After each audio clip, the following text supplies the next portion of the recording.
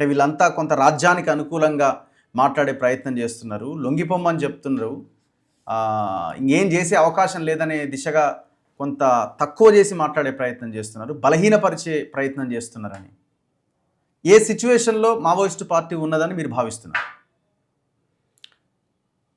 Maoist party స్థితి ఏమిటి అనేది దాదాపు సంవత్సరంన్నర కాలం నుంచి పాఠకులకు ప్రజలకు చాలా స్పష్టంగా అర్థమవుతున్నది. దాని లోతైన విశ్లేషణ తెలియకపోవచ్చు కానీ కళ్ళ ముందు కనపడే పరిణామాలు అర్థం కాకుండా ఉండయి.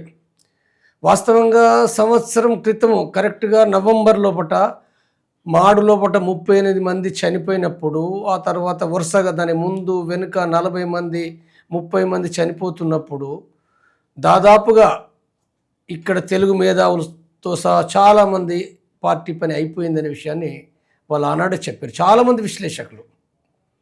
నేను ఆనాడు చాలా స్పష్టంగా చెప్పాను, అయిపోలేదు, పూర్తి కంప్లీట్ క్లోజ్ కాలేదు, ఇంకా ఉంది, ఇంకా ఉంటుంది. అది యుద్ధం చేయాలనుకున్నా లేకపోతే విధానాలు మార్చుకోగలిగితే అది మనగలుగుతుంది అనే విషయాన్ని చాలా స్పష్టంగా చెప్పాను నేను.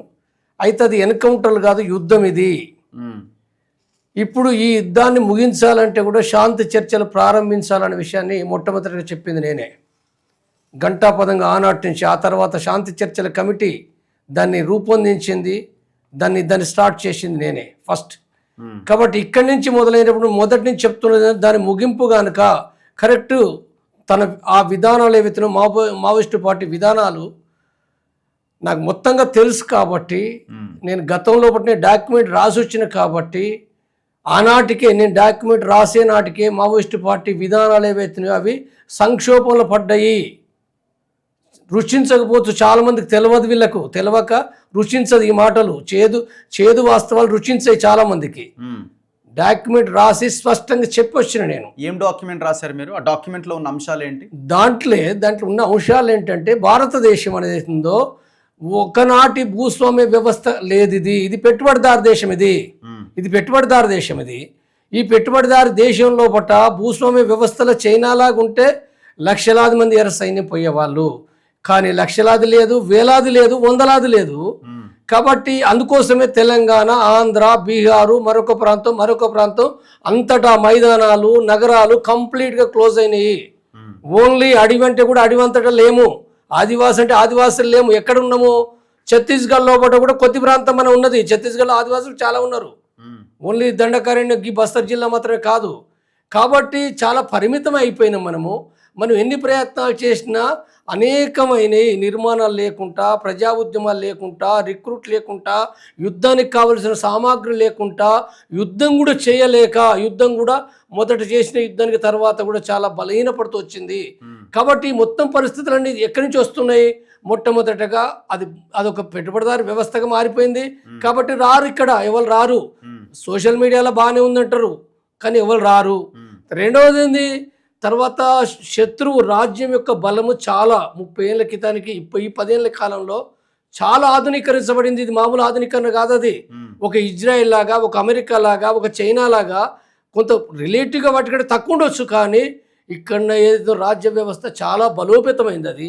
కాబట్టి ఇది దృష్టిలో పెట్టుకున్నప్పుడు యుద్ధం చేయడం, ప్రపంచవ్యాప్తంగానే యుద్ధాలు చేసే వాళ్ళు తగ్గిపోయినరు, సాధ్యం కాదు అది. కాబట్టి ఈ రెండు పరిణామాల మూలంగా కూడా ఏంటంటే, మనము పాత పద్ధతిలో ఈ యుద్ధం అనేది మనం చేయలేము, సాధ్యం కాదు. కాబట్టి మార్చాలి, విధానం మార్చాలి. ఏం మార్చాలి అంటే, మావోయిస్టు పార్టీ విధానం ఏంది? ఒక సమానత్వం కోసం, ఒక కమ్యూనిజం కోసం, ఒక నిజమైన శ్రామిక వర్గ ప్రజాస్వామ్యం కోసం అది పోరాడుతుంది. అది కదా లక్ష్యం. యుద్ధం కోసం యుద్ధం చేయడంలే మావోయిస్టు పార్టీ, తప్పది. తెలవని వాళ్ళు అది యుద్ధం కోసం యుద్ధం చేస్తలేదు. ఆ యుద్ధం అనేది సమానత్వం కోసం, ఆ యుద్ధం ప్రజాస్వామ్యం కోసం. అంటే మరి దీనికోసం చేస్తున్నప్పుడు ఈ విధానం సాధ్యం కాదు. కాబట్టి ఇది మార్చాలి. తర్వాత మార్క్స్, ఎంగెల్స్, లెనిన్ చెప్పింది కూడా ఇది కాదు. అది మార్క్స్, ఎంగెల్స్, లెనిన్, స్టాలిన్ రచనలు మొత్తం గమనిస్తే వాళ్ళు చెప్పిన విషయం వేరు. వాళ్ళు ఏం చెప్పినారు? ప్రజలు చైతన్యవంతం చేయాలి, సంఘటితపరచాలి, ఒక దీర్ఘకాలిక ప్రక్రియ.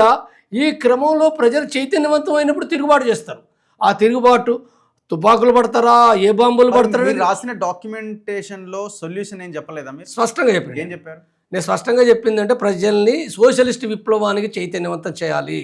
సోషలిస్ట్ విప్లవానికి చైతన్యం చేయడం అంటే ఏంటిది? సంఘాలు, లీగల్గా సంఘాలు పెట్టాలి. లీగల్గా సంఘాలు పెట్టాలి, లీగల్గా ఉద్యమాలు చేయాలి, కార్మికులపైన, రైతులపైన, ఆదివాసీలపైన, మహిళలపైన, బీసీలపైన, దళితులపైన, ప్రతి ఒక్క సమస్య పైన కూడా చట్టబద్ధంగా మనం ఆర్గనైజ్ చేయాలి, చట్టబద్ధంగా మనం రాజకీయాలు చెప్పాలి. రాజకీయాలు ఏం చెప్తాం? కమ్యూనిజం రాజకీయాలే, మార్క్సిజం రాజకీయాలే చెప్తాం మనం. ఒక్కటి మినాయింపు ఏంటంటే సాయుధ పోరాటం అనేది, అది మినాయింపు, హింస మినాయింపు. హింస లేకుండా మిగిలిన అన్ని విషయాలు చెప్తాం. కాబట్టి ఈ క్రమంలో నీకు ప్రజల చైతన్యం అంతమైతాయి కదా, ప్రజలే చరిత్ర నిర్మాతాలు. ఎట్లా చైతన్యం చేయాలని చెప్పారు మీరు అడవుల్లోనే ఉండి ఎట్లా చైతన్యం? అడవిలో కాదు, అడవిలో ఉండి సాధ్యం కాదు. సాయుధ పోరాటం అనేది అది కాలం చెల్లింది. సాయుధ ఆనాడే చెప్పినాడు, కన్నులు వదిలేయాలి, స్పష్టంగా చెప్పినాడు. స్పష్టంగా నా డాక్యుమెంట్ లోపల అదంతా చెప్పింది. సాయుధ పోరాటం కాలం చెల్లింది అని చెప్పిన. ఇంకా నేను చెప్తున్నా, ఇంకా స్పష్టంగా ఎలక్షన్లో పోవాలని కూడా చెప్పిన. నేను ఎలక్షన్ అంటే సిపిఐ సిపిఎం లాగా కాదు, భజన చేసుడు కాదు, ఇంకా బుర్జువా పార్టీలకు తోకగుండు కాదు, నేను అది కూడా చెప్పిన. నేను స్వతంత్రంగా ఒక కమ్యూనిస్ట్ పార్టీ తన విధానం చాలా స్పష్టంగా ధైర్యంగా చెప్పాలి. ధైర్యంగా ఏదైనా రాజకీయాలు రహస్యాలు కావు, రాజకీయాలు రహస్యాలు కావు, బహిరంగం ఎవరికైనా చెప్పాలి, ఎక్కడైనా చెప్పాలి. కాబట్టి ఈ రాజకీయాలు చెప్పడం ద్వారా మాత్రమే నీ వర్గ ప్రజలు నీతోటి ఉంటారు. కష్టమైన ఎందుకు ఈ ఓట్ల కోసం పోవాలి, నీ కోసం ఉంటారు. కానీ వీళ్ళందరూ కూడా మళ్ళీ డబ్బులు తీసుకుని ఎందుకు ఓట్లేస్తున్నారు? నువ్వు కమ్యూనిస్టులు ఏం మిగిలిచ్చినావు ఈ ప్రజల్ని? ఈ ప్రజలు ఎవరైనా ఏం చేస్తున్నారు అంటే ఇక్కడ కమ్యూనిస్ట్ పార్టీ కావాలంటారు, మావోయిస్ట్ పార్టీ కావాలంటారు, మళ్ళీ కాంగ్రెస్ పార్టీకి, బీఆర్ఎస్ పార్టీకి, టీడీపీ పార్టీకి ఓట్లు వేస్తారు. ఏం నేర్పినావు రాజకీయాలు ప్రజలకు? నీ ప్రజలు రాజకీయాలు నేర్వాలి కదా. కాబట్టి ఇక్కడ ధైర్యంగా ఎవడు కాదు మన కమ్యూనిస్ట్ పార్టీ, ఓన్లీ ఇది ఒక పరిష్కారం, ఇదొక ప్రత్యామ్నాయం. ఇది అంటే మీరు అనేది ఏంటి? గన్ను వదిలేయాలి, అడవులోనే ఉండాలా, లేకపోతే గన్ను వదిలేసి అందరం లొంగిపోయి ప్రజాక్షేత్రంలో? నువ్వు లొంగిపోతావు. నేను లొంగిపోవడం ఆనాడు ఏం చెప్పలేదు, ఆనాడు చెప్పలేదు. నేను చెప్పిన విధానం ఏంటంటే ఫస్ట్ నీకు దేశం అర్థం కావాలి కదా, నీకు జబ్బు అర్థం కావాలి. నీకు వచ్చిన జబ్బు మలేరియా వచ్చిందా, టైఫాయిడ్ వచ్చిందా, క్యాన్సర్ వచ్చిందా, నీకు ఇది అర్థం కావాలి కదా. నీకు ఇది అర్థమైతే నేను చెప్పింది ఏంటంటే పెట్టుబడిదారు వ్యవస్థ ఇది, రాజ్యం ఏంటిది, తర్వాత సోషలిస్ట్ విప్లవం నేను చెప్పిన ఆ డాక్యుమెంట్లో బట. విడిగా ఈ డాక్యుమెంట్ కాకుంటే కూడా మరో 2-3 డ్రాఫ్ట్లు లాస్ట్లో చిన్నవి. పార్టీ పరిస్థితి నేను బయటికి చెప్పలేను. పార్టీ పరిస్థితి కూడా ఇంత భయానక. ఇలా సోను కొత్తగా రాయడం కాదండి, సోను కంటే ముందు నేను రాసి వచ్చిన అన్ని నేను బయట పెట్టలేను, నేను ఆ విషయాలు బయట పెట్టలేను. నేను స్పష్టంగా చెప్పిందండి, ఈ ప్రాబ్లమ్స్ ఎట్లెట్లా ప్రాబ్లమ్స్ ఉన్నాయి, ఈ ప్రాబ్లమ్స్ మనం ఎట్లా సాల్వ్ చేయలేము. మనం పొద్దస్తాం, మనం కష్టపడతాం, త్యాగం చేస్తాం. మనము అంటే గడియ పురుసత లేదు, గవ్వ రాకడలేదు అన్నట్టుగా నువ్వు ఎన్ని చేసినా ఏమీ లాభం లేదు అనే విషయాన్ని చాలా స్పష్టంగా చెప్పిన. ఏ ఇయర్ లో ఇది మీరు రాసింది? 2017 డిసెంబర్లో లొంగిపోయారు. 2017. అవును. అప్పుడే వాళ్ళకి ఇచ్చేసి వచ్చేసిన. నేను ఎన్ని పేజీల డాక్యుమెంట్ రాశారు మీరు?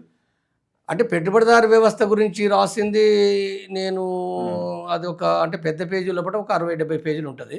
పెద్ద పేజీలో పట్ల పార్టీ స్వీకరించిందా మీ డాక్యుమెంటేషన్? ఏమన్నది ఆ రోజు? ఇవాళ అంటే నేను వాళ్ళు స్వీకరించి నేను ఇచ్చి వచ్చేసినాయి కదా, నా రెస్పాన్సిబిలిటీ కాబట్టి ఏంటంటే మీరు ఆలోచించండి. ఇది మీకు కనీసం ఏంటంటే ఇవాళ దేశంలో ఎవరు లేరు.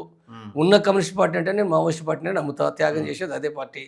కానీ విధానం మార్చుకుంటే ఇదే గొప్ప పార్టీ. ఈ దేశంలో ఇంకో పార్టీ లేదు.